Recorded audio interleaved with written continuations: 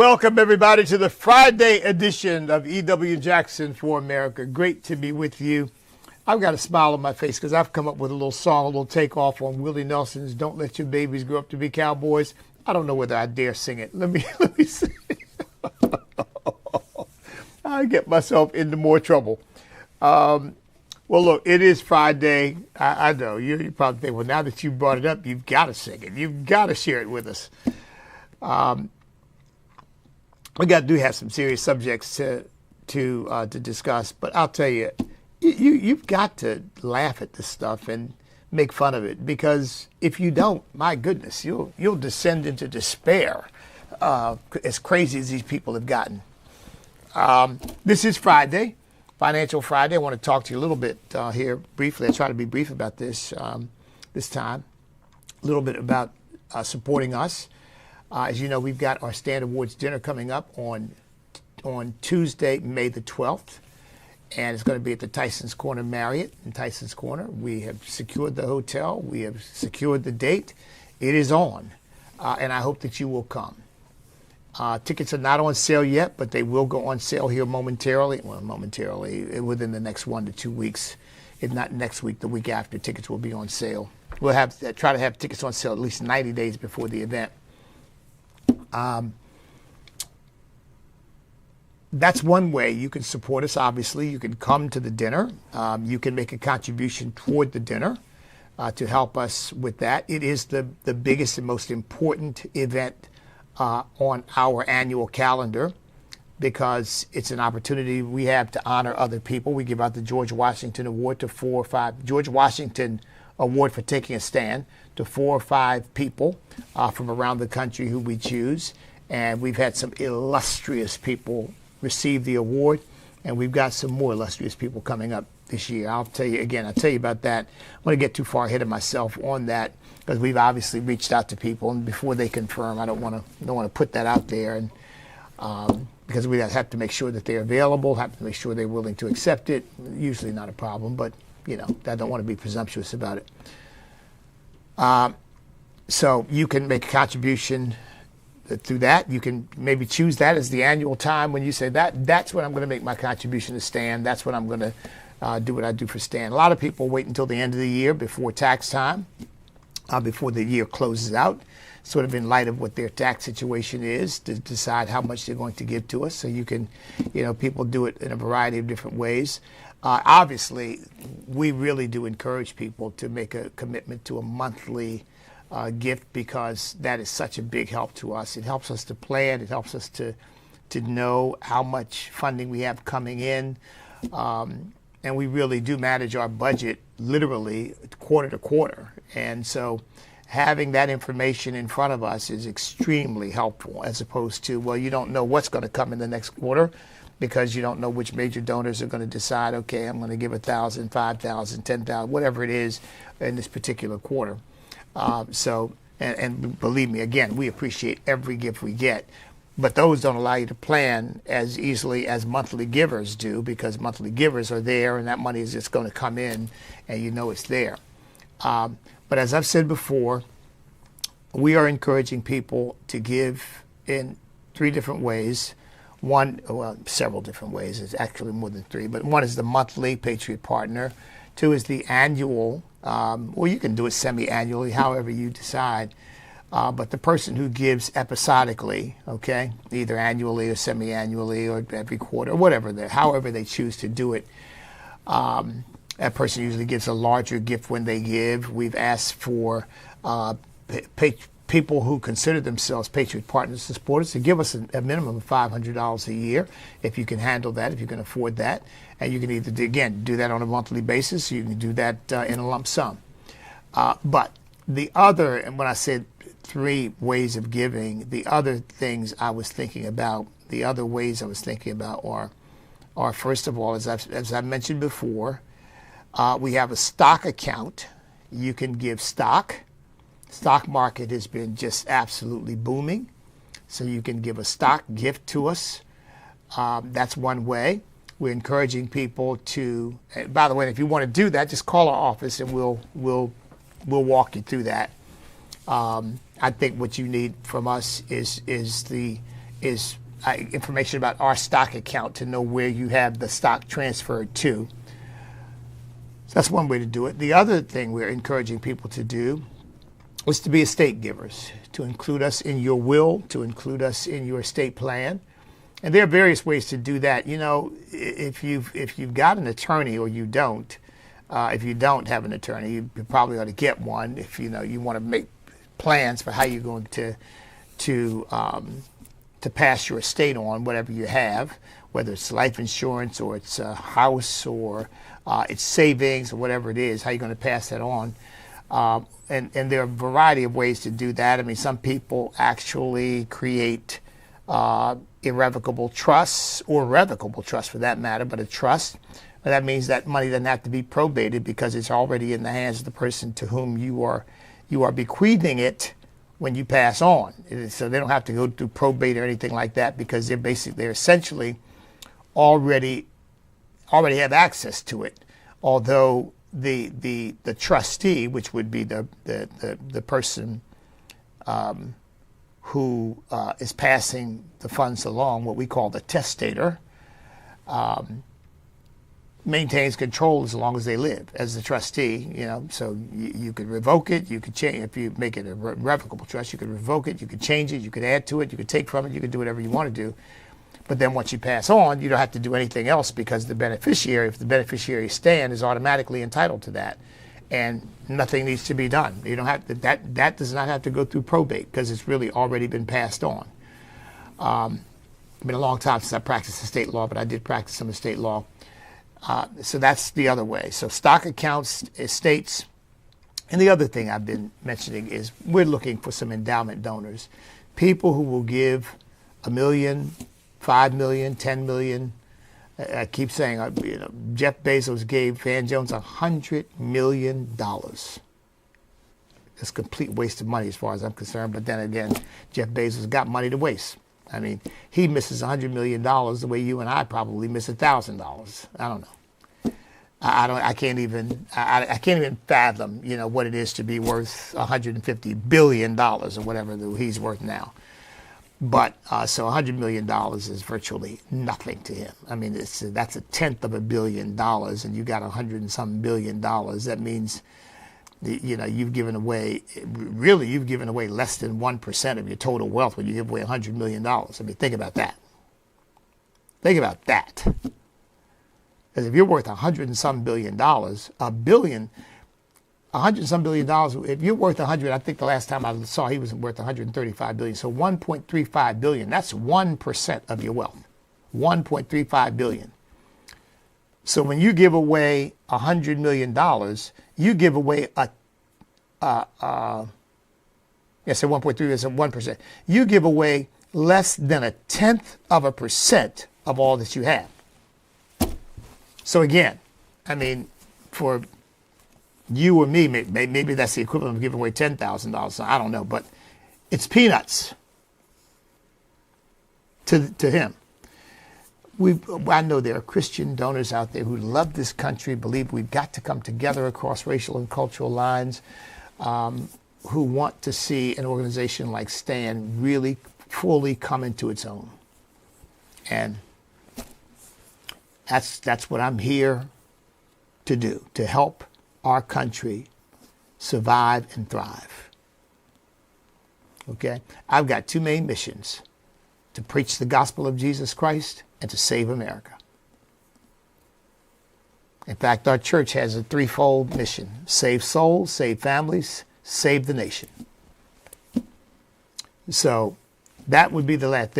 I call them endowment donors because they'd be giving a significant amount of money that could in effect become an endowment for the organization, where you could almost run the organization off the interest that donation generates, so the organization would never be in financial straits ever again.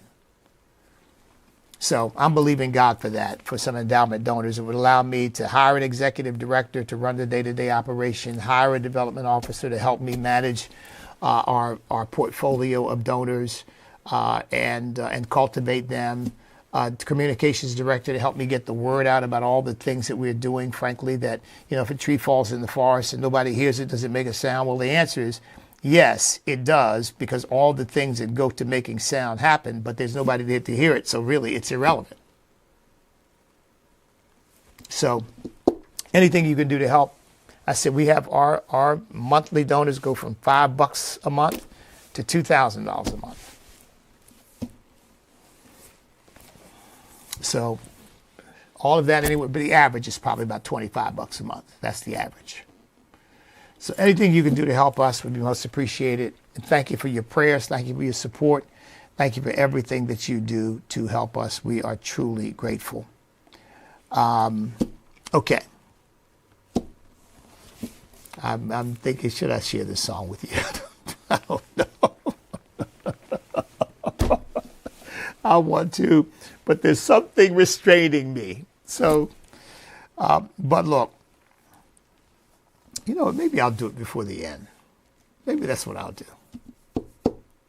It'll be the last thing I do before the program ends, and I'll leave you with that.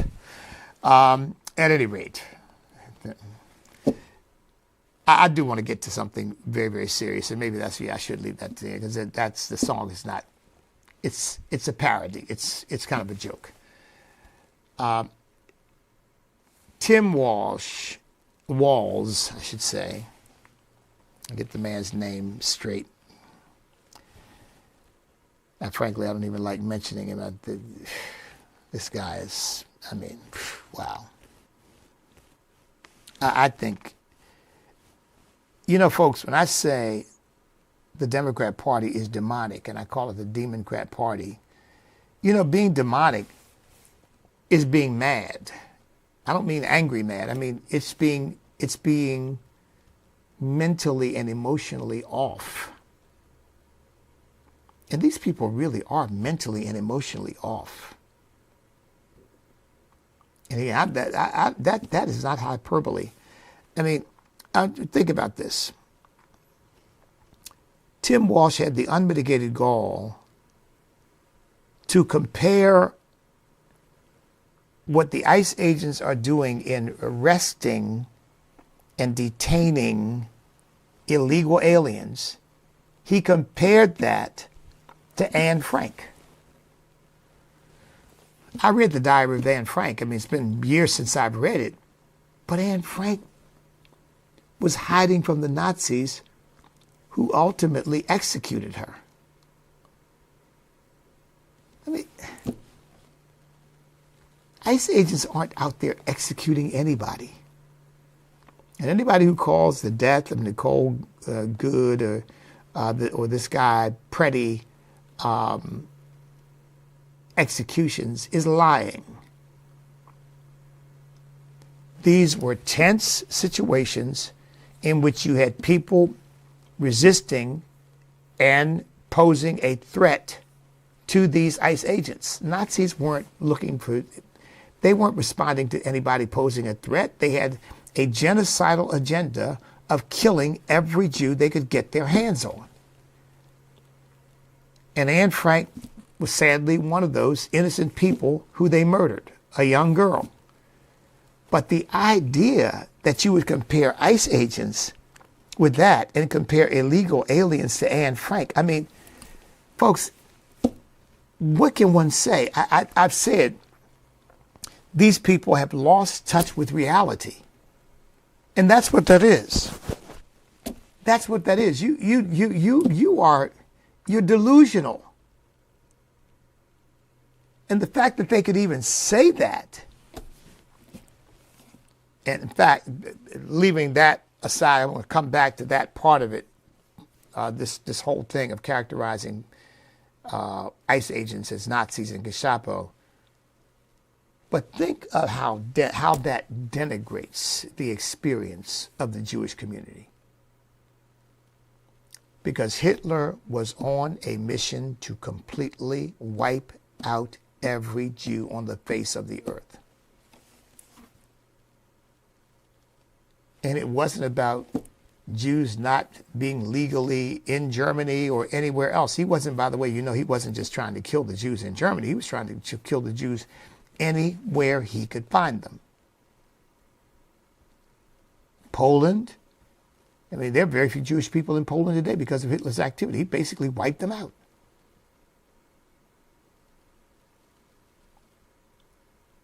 That is one of the most egregious, wicked, evil, sick, degenerate things that's ever happened in human history. And to compare what ICE agents are doing in enforcing our federal immigration laws that, as I've said before, don't allow but require, mandate the removal of people who are in the country illegally. They are mandated to be deported. And many of these people have deportation orders on them already. And what ICE is doing is carrying out its lawful duty of apprehending, detaining, and deporting these people. To compare that to Anne Frank? Whew.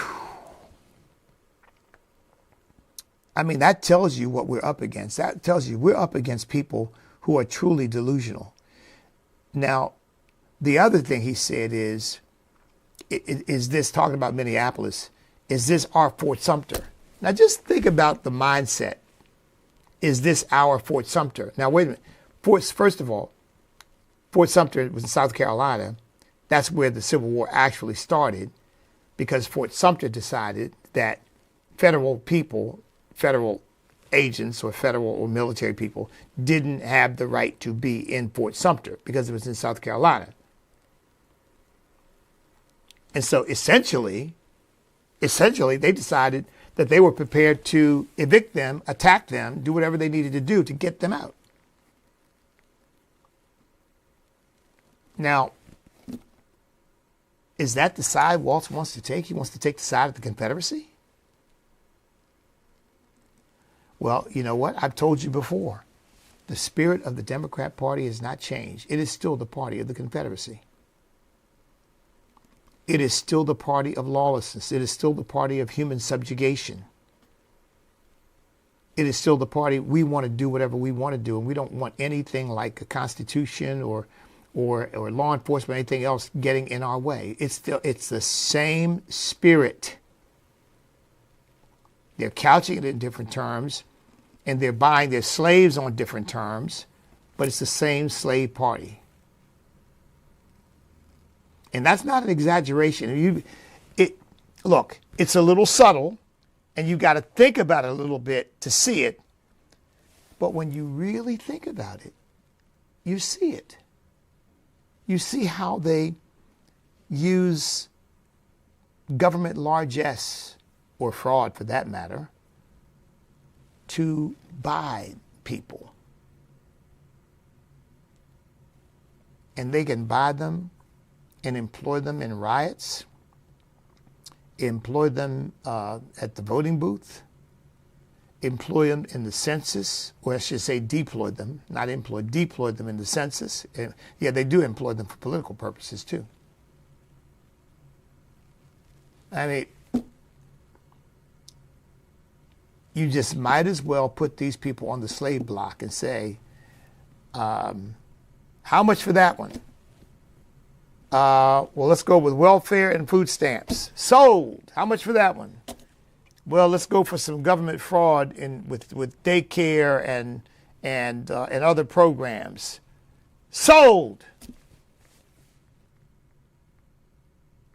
Now come here, boy. Come here, girl. Here are your instructions. Here's what you need to do. Folks, because that is precisely what is going on. And to show the utter hypocrisy of these people, this is another footnote, sort of off my main point, but it's a point worth mentioning. I have never seen more Democrats defend the right to keep and bear arms than I have for this guy, Preddy, who was actually carrying a firearm when he entered into these confrontations with ICE officers. I've never seen more Democrats defend well, he had a right to carry that firearm. Really? These are the people who are constantly telling us we don't really have a right and the Second Amendment is obsolete and we shouldn't be allowed to and all that. All of a sudden, They're born again, pro Second Amendment advocates.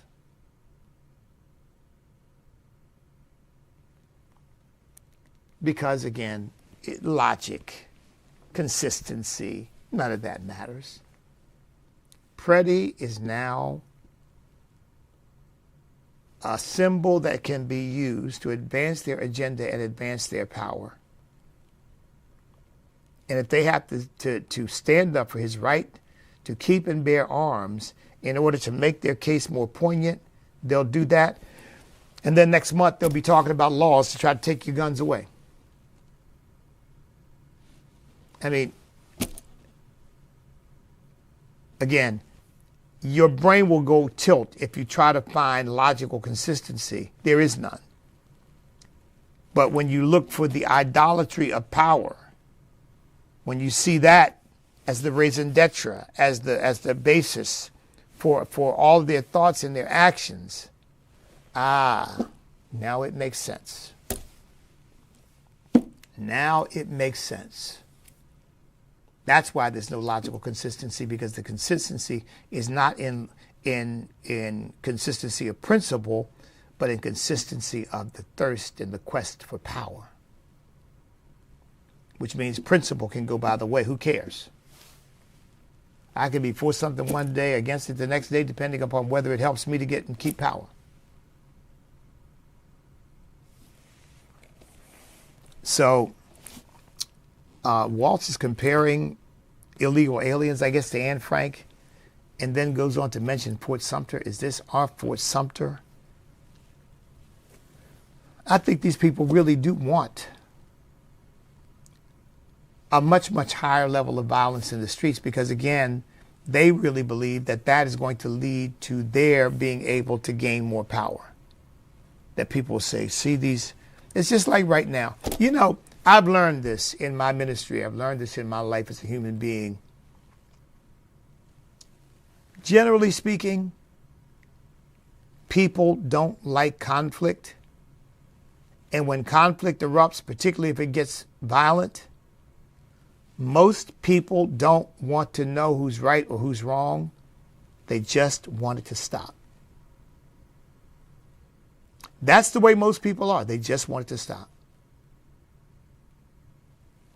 That's why you see polling saying that a majority of people think that ICE is too aggressive. Well, ICE is not being aggressive. ICE is responding to the aggression against them. But all people see is violence. 2 people dead. I don't want that. Let's get ICE to tone it down. But ICE is not responsible. ICE has not done this. I mean, ICE has not set these circumstances up. This is something that Tim Walz and Jacob Frey have done, and all of their followers. Did you see this guy, by the way, Preddy? Did you see the film?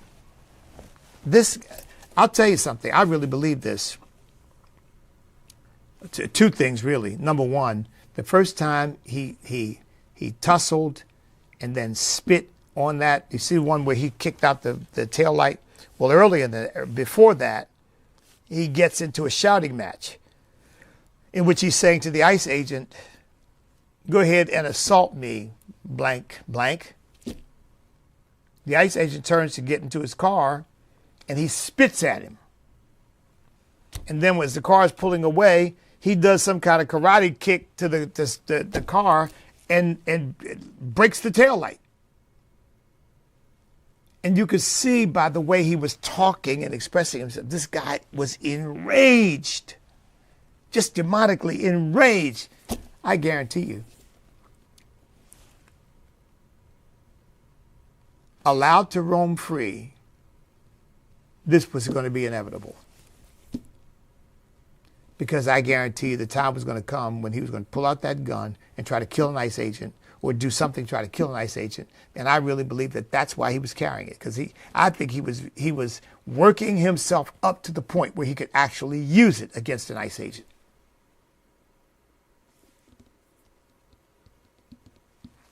And he certainly wasn't in any way cooperating. I mean, he was This guy was just, he was loaded for bear, frankly.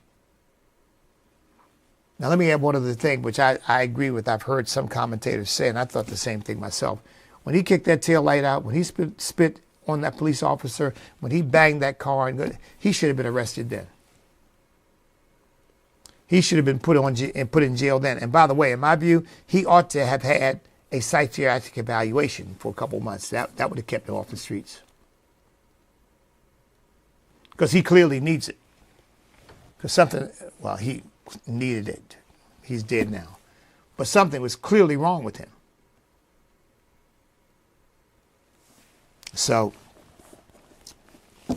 as far as civil war is concerned, as I've said many times before, I don't want it. I'm praying against it.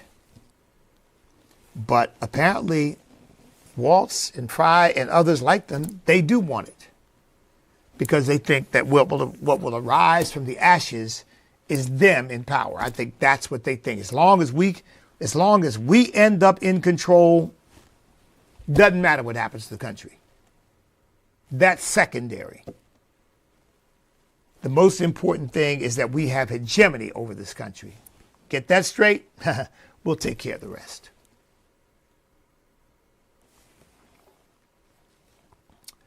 Well,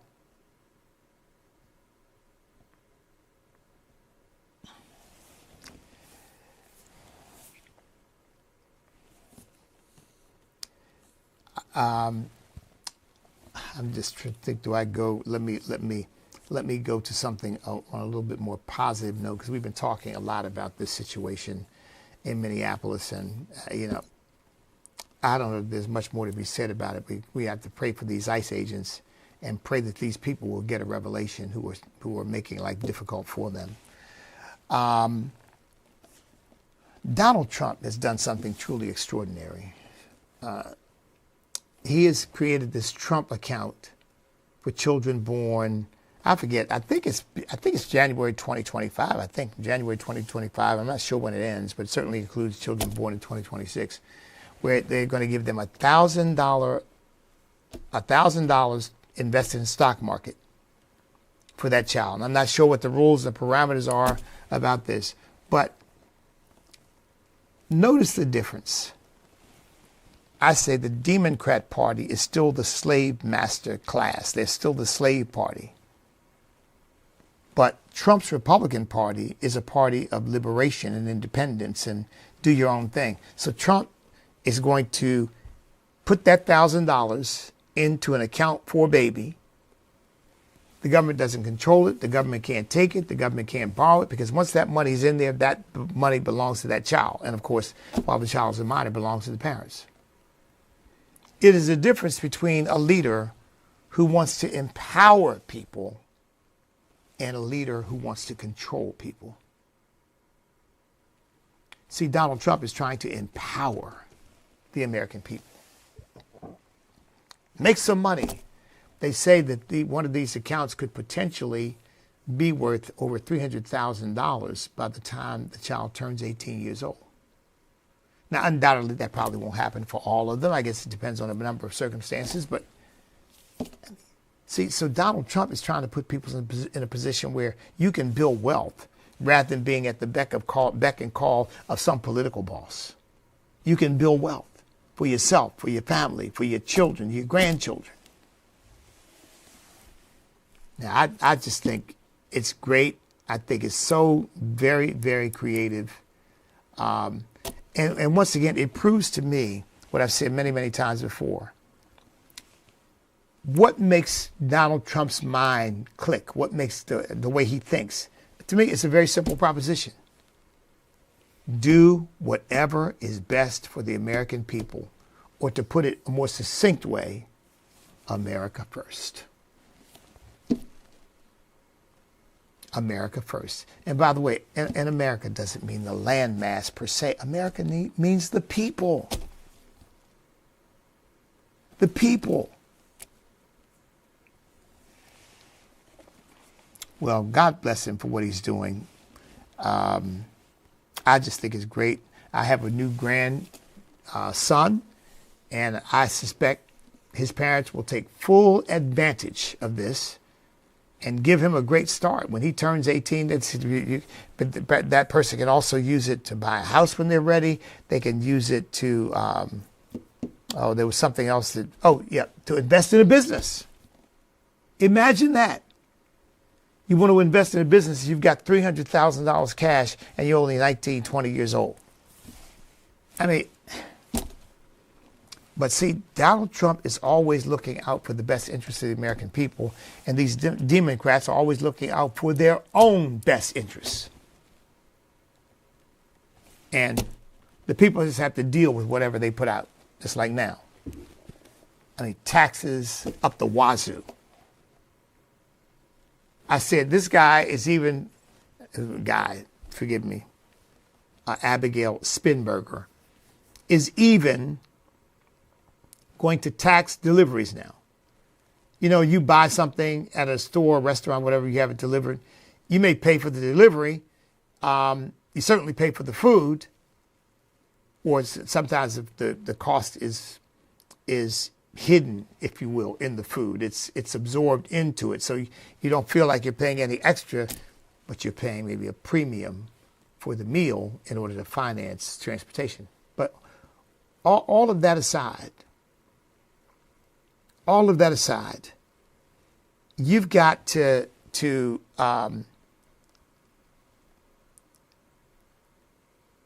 the left focuses on how to control what everybody does, and Donald Trump's America First policy focuses on how do we make life better for the American people so they can think independently, they can act independently, and they have resources so that they can behave independently, and they're not looking to the federal government to take care of them. And by the way, this is not like Social Security. The government doesn't get to borrow against this money. The government doesn't get to raid the coffers of this money and, we have something so important that we'll pay that back later. No, the government doesn't get to touch it at all. It is owned by the individual to which the stock account belongs. So I'll tell you, I'm impressed and I'm elated by the way President Trump thinks. And I mean that. I think he truly is a breath of fresh air. Let's see. Yeah, one other thing, and this will bring me back to this madness. I didn't tell you. I watched a video today of an ABC reporting on the death of Freddie, and I thought to myself, oh boy, if most Americans see that, and that's the source of their news, no wonder you've got thousands of people in the streets. Because they're brainwashed. That wasn't a news story. It was a propaganda piece. I'm serious, folks. If it were a news story, I'd tell you. Now, well, it was objective. It gave both sides. It was not. The whole narrative was built around the notion, ICE officers bad, this person who got shot good. What are we going to do about illegal aliens being shot by ICE agents or Border Patrol? What are we going to do about that? Because after all, we are a utopia.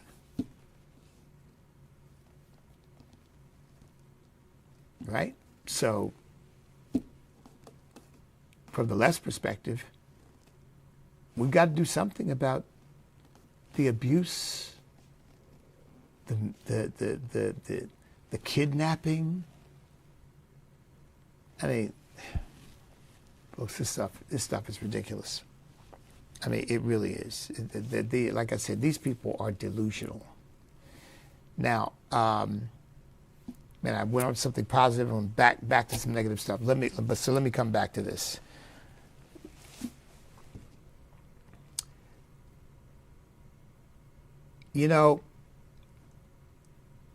To be fair, this disrespect and disregard of the Jewish people this rising anti-Semitism that we see happening in our country is a phenomenon that we see happening on the right. Now, maybe not as pronounced, maybe not covered as well, but you all remember these Republicans in New York exchanging all of these, I guess, texts about gassing Jews and about, blacks being a bunch of monkeys and all that.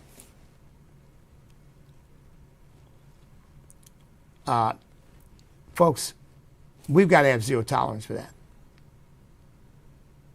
We've got to have zero tolerance for that, because how can we say to leftists, you are wrong, we denounce you, we denounce what you stand for, we denounce what you're doing, and we stand with the Jewish people? How can we say that authentically if we wink and nod at a bunch of people who are supposed to be on our side having conversations that we know are entirely inappropriate? And then have the nerve to say during the conversation, I'm just up to these New York young Republicans, have the nerve to say, well, I hope none of this ever gets out. Of course it's going to get out. Leftists are going to make sure that it gets out. But look, my attitude is this. I have no use for that. And I have no use for those people being in our party. Because again, not only does it make us look like hypocrites when we accuse others of anti-Semitism. Yeah, how can you accuse others of anti-Semitism? Look at all these Republicans saying all these anti-Semitic things. You say anything about that? Well, I did. And I'm doing it again. Because I think J.D. Vance, who kind of soft-shoed that whole issue, Tucker Carlson, who, for all practical purposes, promoted Nick Fuentes, are going to have to come to grips with the fact that Jesus said, how can you take the effect, the toothpick? How can you take what is in your brother's eye out when you got a log in your own? He said, first get the log out of your own eye. Then you can see to take the toothpick out of your brother's eye.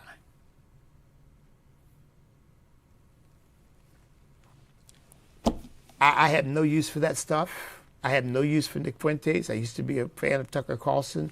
I've completely separated myself from him and what he represents. Same thing with Candace Owens. I have no use for anti-Semitism. I have no use for racism, whether it's leftists or so-called people of color, black folks, denouncing white people as if white people are supposed to be some kind of repository of all evil.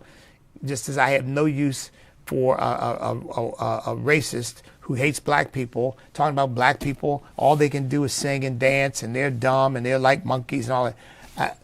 As far as I'm concerned, both are equally unacceptable, and both should be denounced. That's not the country we are, and that's not the country we want to be, and people who think that way, they need to find someplace else to live, in my view.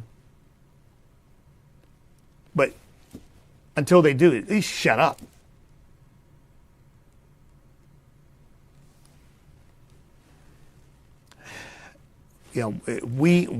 My pastor used to say, you can't teach what you don't know, you can't lead where you won't go, and you can't reap what you won't sow. So we want to clean this mess up. We got to clean it up when it rears its ugly head among conservatives and among Republicans, and let people know in no uncertain terms that is unacceptable.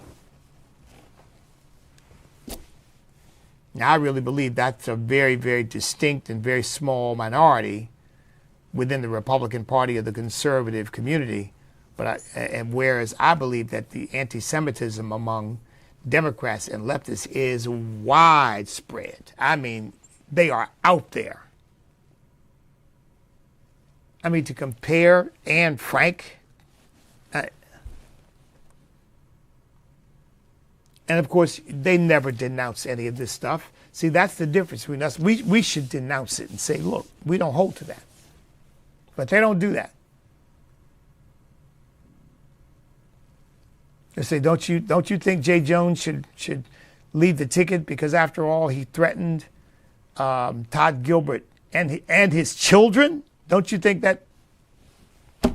Nothing. And Abigail Spenberger, I think she did it this way. She said,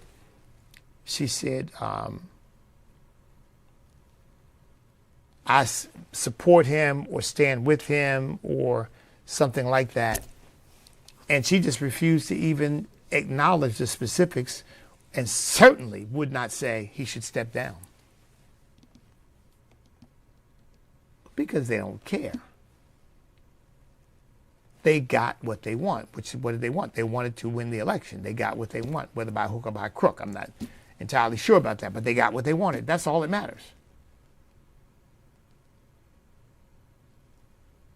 I mean, this is what we're up against, folks. This is what we face. By the way, I'll tell you something. I certainly hope that the left doesn't decide to try to stoke a civil war because they lose. And they lose badly. I'll leave it at that. So let me see if I can remember this song. So we end on an up note. A funny note. Although some people might not find this funny. You know, because I love that Willie Nelson song. Mama, don't let your babies grow up to be cowboys. But that song was resonating in my head with watching all these liberals and their craziness. And this is the tune that came to me. And believe me, I didn't sit down and take an hour to write it. It just kind of came to me, which is this. And look, this is a parody, so I'm not trying to sell, I'm not trying to sell anything or make any economic benefit from Willie Nelson's song. But with that tune, I thought of these words. Mamas, don't let your babies grow up to be liberals. Why? Because they'll hate on their country, spit on the flag, attack the police, wear makeup and dresses and drag. So mamas, don't let your babies grow up to be liberals.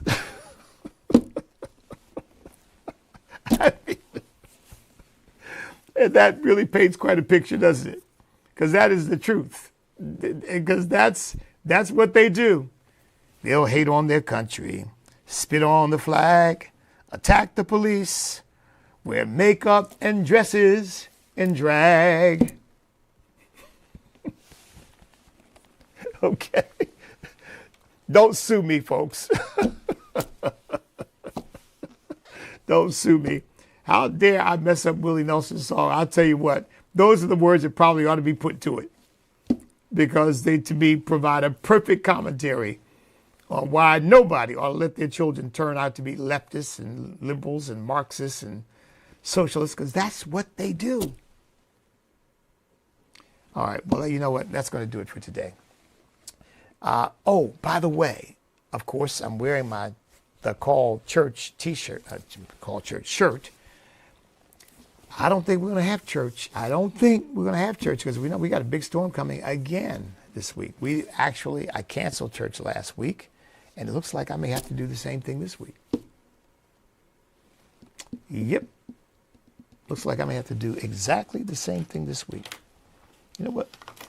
Let me make a little note to myself, because we want to put something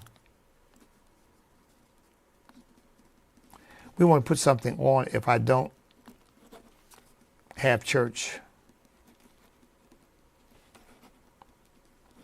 And I got so much going on, I'm going to make a little note to myself to make sure I take care of that. By the way,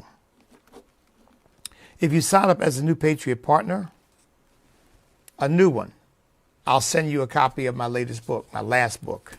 I'm working on another one, but I'll send you a copy of my last book, Sweet Land of Liberty, Reflections of a Patriot Descended from Slaves.